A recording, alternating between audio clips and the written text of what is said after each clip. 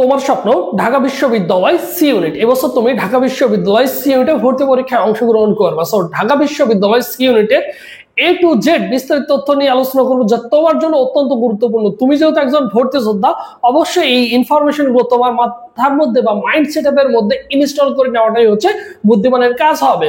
চলো শুরু করি। দেখো, ঢাকা বিশ্ববিদ্যালয় 2026 এবছর 2026 সালে তুমি কি করবা? ঢাকা বিশ্ববিদ্যালয় ভর্তি পরীক্ষায় অংশগ্রহণ করবা। কোন ইউনিট? C unit. এই সি ইউনিট হচ্ছে মূলত বাণিজ্য বিভাগ শিক্ষার্থীদের জন্য। এখন আসি, এই সি ইউনিটে কতটি আসন সংখ্যা রয়েছে? সি ইউনিটে মোট আসন সংখ্যা রয়েছে 1050টি।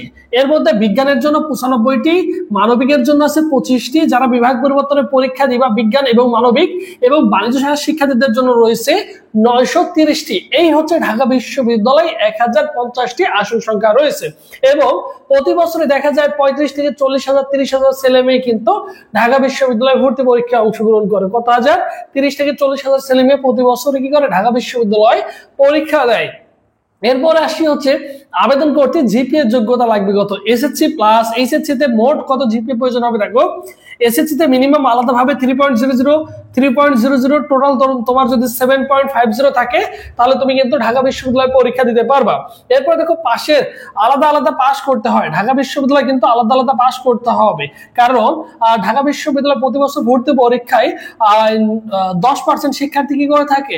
9 থেকে 10%, 8% শিক্ষার্থী পাস করে থাকে। তো সেই ক্ষেত্রে দেখো, মোট এমসিকিউ থাকবে হচ্ছে কয়টি? মোট এমসিকিউ থাকবে 60টি। 60-এর মধ্যে 24 পেতে হবে তোমাকে, তাহলে তুমি পাস করবা। এরপর দেখো, মোট লিখিত থাকবে 40 নম্বর। এখানে তোমাকে মিনিমাম 12 পেতে হবে এবং সর্বমোট আবার 100তে তোমাকে 40 পেতে হবে। ঠিক আছে, 100 মার্কের মধ্যে 40 মার্ক পেতে হবে, তাহলে তুমি কিন্তু ঢাকা বিশ্ববিদ্যালয় পাস বলে গণ্য হবা।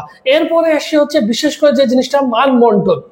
ঢাকা বিশ্ববিদ্যালয় মান বন্টন দেখো, বাংলায় থাকবে 12টা এমসিকিউ, ইংলিশে থাকবে হচ্ছে 12টা এমসিকিউ, অ্যাকাউন্টিং থাকবে কত? অ্যাকাউন্টে থাকবে তোমার হচ্ছে অ্যাকাউন্টিং এ থাকবে তোমার হচ্ছে 12টা এমসিকিউ। তারপর দেখো, ম্যানেজমেন্টে থাকবে 12টা এমসিকিউ। মার্কেটিং বা ফিনান্স, এই দুইটার মধ্যে তুমি যে কোনো একটা আনসার করতে পারবে, সেখানে থাকবে তোমাদের 12টা এমসিকিউ। তাহলে 5-12 60, এই 60 মার্কের এমসিকিউ হবে।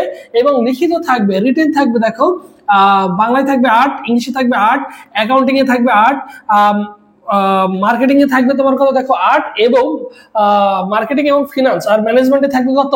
ম্যানেজমেন্ট থাকবে হচ্ছে 8। এই হচ্ছে টোটাল তোমার কত মার্ক?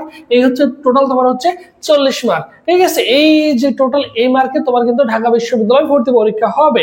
এই দুইটার মধ্যে তুমি যে কোনো একটা আনসার করতে পারবে। আর ঢাকা বিশ্ববিদ্যালয়ে যদি চান্স পেতে চাও, 100তে 55 প্লাস মার্ক পেলে তুমি আশা করা যায় যে ঢাকা বিশ্ববিদ্যালয় একটা আসলে তুমি সুনিশ্চিত করতে পারবে। তাহলে তোমাকে আগে ফার্স্ট অফ অল এখানে টার্গেট রাখতে হবে, যে কোনো মূল্যে এমসিকিউ ভালো করতে হবে, কারণ আসন সংখ্যার 10 গুণ শিক্ষার্থীদের কি করা হয়?